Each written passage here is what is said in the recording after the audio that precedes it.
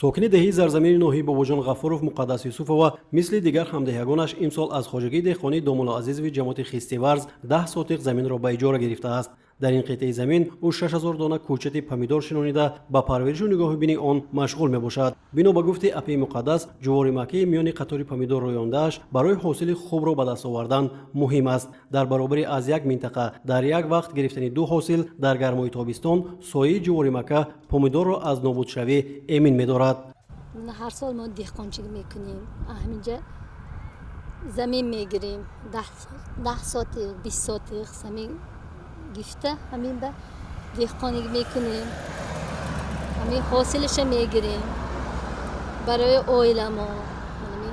رحمت پرزیدنت ما که همین خیلی امکانات دادگی امکانات استفاده بوده. ما اویل ما زندگی ما بهتر کارش پیشتر میبریم. بچه های اویل دار میکنیم توی میکنیم. زندگانی ما پشت همین دهقانی بوده. پامیدور تمام میشد.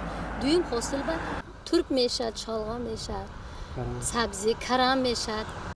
ساکنان این دهه دستور و سپارش‌های پیشوای ملت را جهت استفاده ثمرناک زمین سرمشق کار خود قرار داده برای غنی گرداندن بودجه عائله و فراوانی دسترخوان اهالی سهم خود را می‌گذارند. دیگر ساکن همین دهه اسدالله حبیب‌الله‌اف در قطعه زمین نزد حولگیش که همگی 4 سوتق است هر سال پامیدور و بادرین کشت و پرورش می‌کند. در گذشته و امروز اهالی این منطقه که شغل اساسیشان دهقانی است و استفاده زمین را خوب می‌دانند در همه فصل‌های سال زمین را عاقلانه استفاده می‌برند.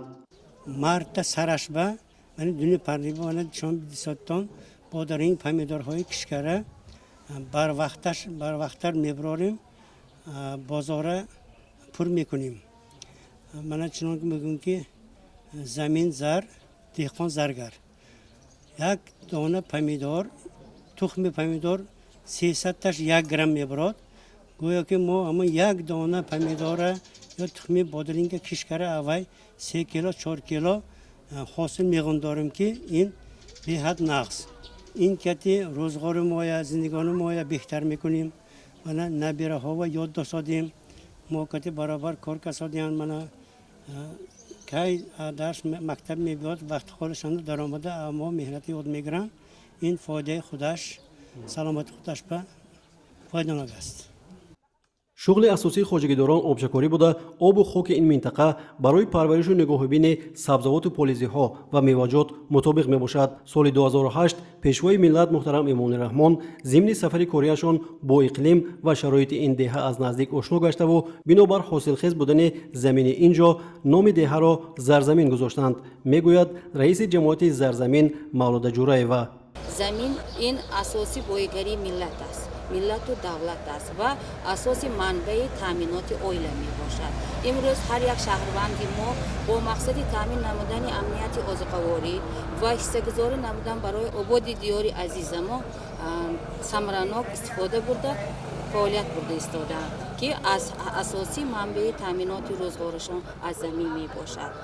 هر یک شهروند حرکت کرده ایستاده است که هر یک وجب زمین را احتیاط کرده از آن صرفه‌کارانه و پر ثمرناک استفاده بردند. در وقت زمستان موسمی گرمخانه ها تشکیل کرده با کبودی و دیگر نمودی زراعت ها کشت کرده ایستاده تا کوچت و پامیدور به نقشه گرفتن و ماه اپریل یا اینکه مارس سر کرده آن را با سهم زمین های یاری رسان گذاشته ایستاده. با شرافت صاحب استقلالی جمهوری تاجیکستان و سیاست دوربینانه اساسگذار صلح و وحدت ملی پیشوای ملت پرزیدنت جمهوری تاجیکستان محترم امام رحمان 15000 اهالی جماعت دهات زرزمین صاحب 3 نوع زمین گشتند. یکم قطعه زمین نزد حولگی که زیاده از 260 گکتار را تشکیل می‌دهد. دوم زمین یاررسانی شخصی 60 گکتار و سوم سال 2014 در نتیجه تجدید خواجگی‌های دهقانی کلان حجم 1273 خواجگی‌های خرد عائلوی انفرادی تأسیس یافته مردم صاحب زمین گشتند.